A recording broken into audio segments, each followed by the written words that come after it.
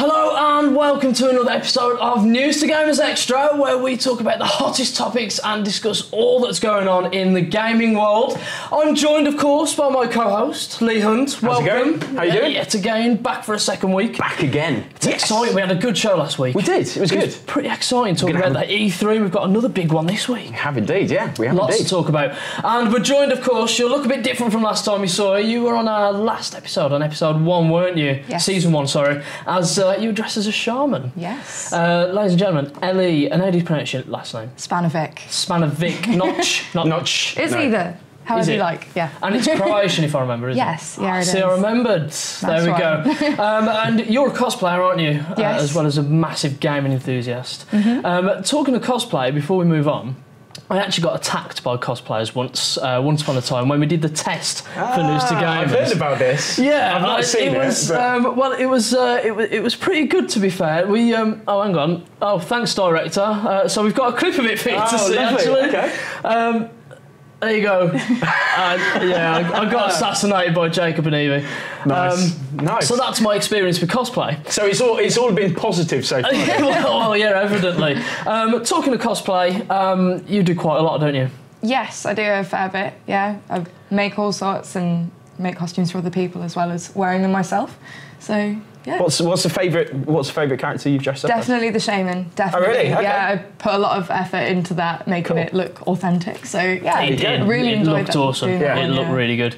Is there any particular character that you really want to dress up as? Well, I've got a few sort of planned, going for some Dishonored ones for the launch maybe, Nice. and then Life is Strange and stuff like that. And Life is Strange. Yeah. Awesome. You've absolutely hit it. Awesome. Yeah, Life is Strange. We approve of Life is Strange, definitely. So, I mean, obviously, when I got attacked, it was at EGX, and you've done EGX as well, Yes, haven't you? I have. In cosplay, and obviously it's coming back this year. Yeah, it is. It happens every September at the NEC in Birmingham. Now, I've been lucky enough to both work and attend EGX. EGX is just amazing. It's always a lot of fun, isn't it? Yeah, I mean, you've kind of got 80,000 gamers that kind of descend on the NEC, and they're all in like their gaming T-shirts, and you have cosplayers, and you have just about every publisher, and every good playable game is there at EGX, and it's like a massive celebration of gaming. But there's other ones as well, because there's things like Insomnia, which has grown from like a really, really small kind of LAN party to this massive. It's huge, and festival. Insomnia is the only one, bar sort of the big ones like E3 and Gamescom, where I've seen people camp.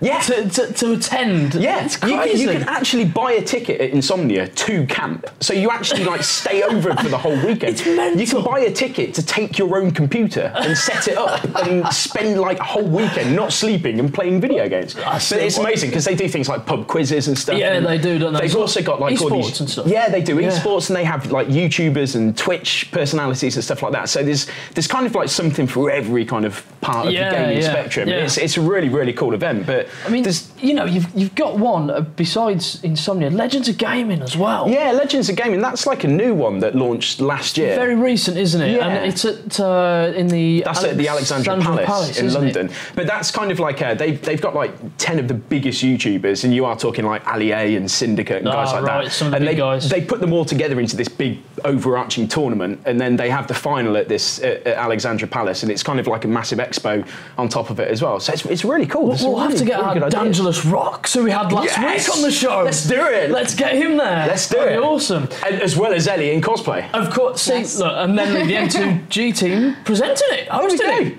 Sorted. Done. So that's happening. That's it. We fixed the world. That's the plan. Now, on tonight's episode, we are talking franchises. We are. And, where we want the next ones to go, and, hopefully get a bit excited and worked up at, the prospect of these big franchises coming back. Absolutely. The first one we spoke about in the office, actually, Resident Evil. Yeah. It's been absent for a while. The last one was number 6, and it was a bit disappointing, if I'm honest. For personal preference, anyway. I think Resident Evil 6 was a bit hit and miss, I think is the best way to put it. I think some people really liked it and some people maybe not so much. I think it was a bit of a mishmash because, there was different campaigns and different characters and they felt like different games, I think it's fair to say. Yeah. Did you play Resident 6? You enjoyed it, though? I did, yeah. I get too scared with, like, proper core horror games. So I struggle to play them. So the more action type, yeah. So, yeah, the ones with the action in, where they're a bit less focused on the tiny rooms of things that jump out at you, it works a lot better for me. And the fact that there was multiplayer as well, that really resonated with me. I love doing multiplayer games anyway, so Fair. yeah. I guess so. But I guess for me and you, maybe the Resi 2, which a friend you brought with you today who's in the office, he mentioned Resi 2, and that's sort of for me. That solidifies the Resident Evil franchise. It is. I think Resident Evil for me is defined in 2 games, and that's Resident Evil 2 as a survival horror game is just perfect. And Resident Evil 4 as a blend of action and survival horror is, I still think to this day, unbeaten. Resident Evil 4 is just legendary. Definitely. So there's 2 kind of almost very different styles, because you look at Resident Evil as a whole, and it's now this like, there's movie spin-offs, there's all kinds of like spin-off games and things like that. So I think I'd personally like to see a return to kind of like the Evil Within style survival horror, specifically have things that make you jump. Whereas Ellie, it sounds to me like you don't want that and you want more I think I should give it a go. Okay, I'd definitely give it a go. Probably stream it and see what happens. There you go. But yeah. But as long as there's some kind of multiplayer element. Yeah, exactly. Yeah, maybe. Well, they are making a multiplayer game, but that's for a different day. Moving on from Resi, obviously, we want to see it go back to that sort of tense, suspense sort of era, which is the opposite to what we're going to talk about next. Watch Dogs. Now, Watch Dogs was hyped to be the next sort of futuristic GTA, big open world in Chicago, which was really well. Chicago was really well, portrayed in the game. Yeah, it was. I love the idea and concept of Watch Dogs. I think a lot of people got sour on it because of that E3 reveal, which looked, oh my god! And then incredible. It came out and it was like, what? Sorry, what's this? I watched it. All right, is this the same thing that you showed? I don't think it was. The most fun I had in that game, actually, you pointed out to me, was how far I could get from falling off my bike. I just... That's the most fun you've had. See, no, this is the tease or the accidental leak of Watch Dogs 2 from an actor. Do we think this is real? Yeah, I absolutely do. I mean, the guy that put that on Instagram, all of a sudden his account became private very quickly. Yeah. And it's just, okay, fair enough. But, the internet works so quickly these days. It does. It didn't take long for someone to screen grab it and tweet it, and it was like, and it went viral. Yeah. So it'd be interesting. Where do we think they can go this time? Obviously, Chicago was really well done. Yeah. The game itself wasn't. Sorry, Ubisoft. No, I don't think actually that's necessarily fair. I don't think Watch Dogs was an absolute disaster. There was mechanics that could have been better. My biggest thing, I think I touched on it last week on the podcast, the biggest complaint I had with Watch Dogs is they had this really unique thing, which was hacking. And then all it was in the game was press A to hack. And it's just, you could have done so much with that. You could have made me hack things in really cool ways, but you didn't. You just made it a button to press. And it's like, it's like a quick time entry almost. And it also got quite repetitive, the hacking as well, because it was just press A to hack. That was how all the missions, they all felt the same. Like, there was no sort of variety in there. It was very repetitive. It followed the Ubisoft formula, as in, you go to a place on the map, you do something to reveal more of the map, and then it filled it with stuff to do that was kind of all the same stuff. What would you like to see different in Watch Dogs 2, Ellie? Definitely, like touching on what Leah said, some kind of different mechanic for the hacking. I think they could have really developed that well with like the security cameras and stuff. I really enjoyed those sections where you had to sort of look around buildings to find the different people. I think they could do with fleshing it out a bit more as well. I think for me, the protagonist could be a bit more lovable, likeable. Yeah. I can't even remember what his name was, to be honest. Aiden Pierce. Aiden Pierce, yeah. It didn't leave that much of a mark. I'm willing to give it another chance. Yeah, definitely. Hopefully at E3 we'll see something from Ubisoft because they don't have Assassin's Creed this year. They haven't, no. So, and obviously Far Cry's a bit out of sync with Far Cry Primal having already come out. So yeah, exactly. It's got to be Watch Dogs, hasn't it? Yeah, it has. After the break, we're going to touch on a few more, aren't we? We're touching on the likes of Dead Space, Saints Row, and one particular that you mentioned in the office, Turok. Yeah. How exciting would that be if they brought a new one? Just an idea, well, we're going to talk about that in a lot more depth. I know what I'd like to see from that genre again. But yeah, we'll be right back after the break where we're going to talk a lot more about the franchises that you guys want to see come back. Hello and welcome back to News2Gamers Xtra. We're talking franchises and ones we'd like to see return and in which direction we'd like to see them to go, wouldn't we? We've covered quite a few. We've gone through Watch Dogs and Resident Evil. Borderlands, I'm going to touch on very, very quickly because it was confirmed at a press conference when they were talking about Battleborn, when 2K were talking about Battleborn, that Borderlands 3 is official. Yeah, they've said they're working on it. We kind of don't really know much in the way of details. Really. I think we'd expect more of the same, really, from Borderlands, because it's the formula sort of, that works, isn't it? You know, the same sort of humour and wit. Yeah. You know, I'm hoping for a different world other than Pandora, but, you know, I'm looking forward. Honestly, the thing I'm looking forward to most about Borderlands is to find what awesome song they have at the start of the game. Yeah. Because seriously, I mean, I think Borderlands 2 was the heavy short change hero. Yeah. It's just like such a good song. They do it really well. Like Borderlands 1 and the pre-sequel both have really cool music at the start. So I'm looking forward to that for Borderlands 3. Well, you know, they always do a really good job. Moving on though, now we're going to touch on Dead Space, aren't we? Another game that EA only recently came out and said that the franchise isn't dead, which is great news. For me, the first one was still probably the best. Yeah, I think it's fair to say it's great news if you like Dead Space 1. I mean, if we discount the fact that Dead Space 3 existed, then Dead Space not being dead is a good thing. Yeah. If they want to monetize it in the same way as Dead Space 3, then to be honest, I thought that was such a waste. You know, the fact that you had to buy your own ammo with real cash. I mean, it's a standard protocol for a game, right? It's one of those things that you expect from a really badly made free-to-play game that you download on your phone. It's not something that you expect to find in a full-price disc video game on a console. Definitely not. But Dead Space 1 and 2, to be fair, I think were excellent. Dead Space 1 in particular, I thought that had really, really good mechanics. It was a proper game that made you wary of walking around the corner or going through a door because you just didn't know what was going to hit you. Well, that's it. I want that whole feeling again where, I mean, in Dead Space 1 especially, you know, there's a lot of suspense and you were always wondering what was behind you, you know, and you know, you kind of feel like you're alone. Yeah. And I really want that. This is 3, isn't it, this one? I think this is Dead Space 1, yeah. 1, isn't it? Yeah. This was a really cool trailer, actually, because it had Twinkle Twinkle Little Star thing. Oh, yeah, it did, really weird, like, creepy version of it, and it was like, Little star, how I wonder what you are.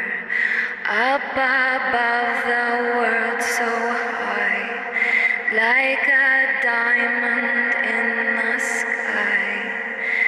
When the blazing sun is gone, when the nothing shines upon, then you show your little light.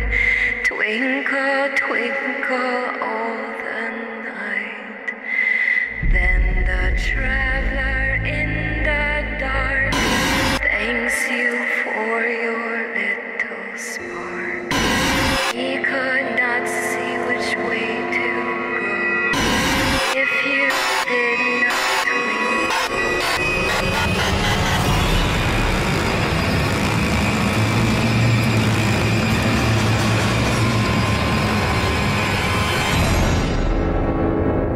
Though I know not what you are, twinkle. Do we want to go through that again where, you know, that whole controller drop moment and I've got to be honest, I do.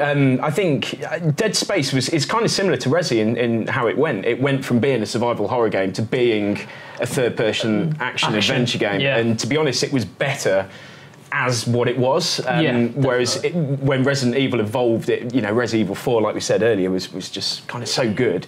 Dead Space never got to that. No, it didn't. It started very, very well and didn't really materialise. Maybe a reboot would be cool.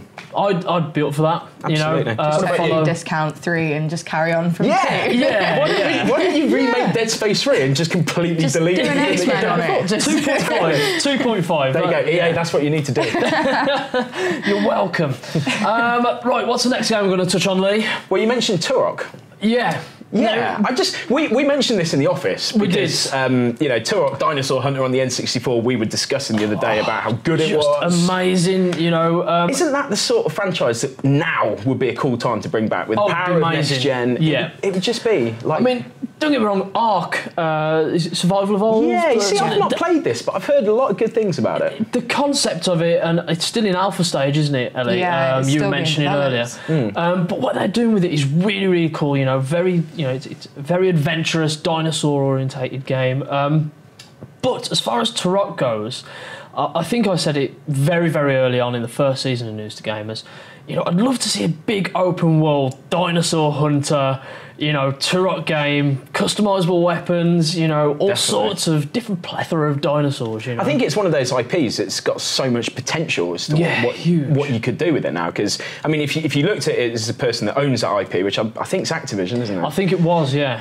You kind of look at it and, yeah, you could do like a massive open world thing. You could even do kind of like a Telltale style sort of story-based game around it. Yeah, there's some really cool stuff that you could do with Turok as an IP and a franchise. And I just, it's one of those things that I'd love to see come back. Because it was one of the games that defined that era for me of N64. Did you have much experience with Turok? Did you? No, it's a bit before my time, I think, to be honest. I've seen bits and pieces from the PS3, but from what I've heard, it's nothing on the N64. Yeah, should we forget about the PS3? Yeah, let's not talk about that. That will never happen. Does that make you feel old as well? A little bit, yeah. Okay. Should we move on to something that makes us feel really old? Yeah, do it. What about Metroid? Okay, no, hang on. I'm not talking about that. The new Force Rocket 3DS League. one? Yeah. No, that doesn't count. That just doesn't exist. But have you played Metroid? Are you familiar with Metroid? I've played a little bit, yeah. Okay. It's I love the kind of the puzzle style of it. Like it's not straightforward. It's like the proper old school ones as well. They are just kind of fend for yourself and go for it. And even those have almost that slight survival horror element to them because of the lack of information about everything. That's it, yeah. That was a beautiful thing as well with Metroid, especially like Super Metroid on the SNES. Oh, yeah. It was kind of, you started out bare bones basic, and it was almost like RPG-wise in the way that you built your character and you sort of unlocked new areas and stuff. But as soon as you got new abilities and stuff, you went back through the map and you could get to other places that you couldn't get to before, and it became an exploration game. What would you like to see them do now, though? You know, to bring, whether it's going to be NX or Wii U. Yeah. What would you like to see them do right now? You know, to bring a fully fledged Metro game, no spin-offs like this Rocket League-esque. No, we're not talking about that. No, it doesn't exist. Okay. To be honest, when they launched Metroid Prime on the GameCube, I remember seeing that and thinking, first person, no, because it's a platform game. It's a platform game as much as anything, and I hated the idea of it. But Nintendo at that time were just so good at churning out these sort of games. They were hot, weren't they? And to be fair, I mean, Metroid Prime was utter genius, absolutely brilliant, and it kind of took me by surprise. I'd be quite happy to see another Metroid Prime game. What I'd love more than anything is something in the vein of Shadow Complex, some kind of pseudo 2D side-scrolling platform game. Go back to its roots of Metroid and Metroid 2 and Super Metroid. I'd love to see that. Just really done now in proper style. Hopefully, when the NX finally gets revealed later this year, you're laughing at it because you're a bit... Been waiting a while. Yeah, definitely. But then, hopefully we'll see something pretty big. Hope so. Quickly moving on, I want to talk about SSX. Yeah. No. Let's do it. Talk because, SSX. Oh my god, SSX, right? Tricky was absolutely phenomenal. Yes. The original was brilliant. The music, the characters, everything felt different and unique.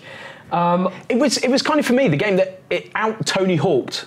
Tony Hawk. Yeah. It was so cool. SSX Tricky was the pinnacle of the series. I don't think there's any question. Yeah. SSX 3 was not great. It was a good idea, but it wasn't great. The execution was quite poor. I think there was one after that as well, and it completely lost its plot. Yeah. But that sort of game Yes, there was. It was just called SSX, wasn't it? I think it was, yeah. It was rebooted on like the 360 and PS3, and it was average at best. Average at best, I think. But I think EA, if they were to go back and reevaluate the likes of Trick and what they could do to bring it to next gen, I think that'd be absolutely incredible. Yeah, I agree. I'd be so excited for that. I agree. For this generation now that we're in, we haven't had a good snowboarding or extreme sports game, I don't think. Well, we did have Tony Hawk's Pro Skater 5. No, we didn't. No. Okay, so quickly moving on, we've got only a few minutes left. So, Prince of Persia.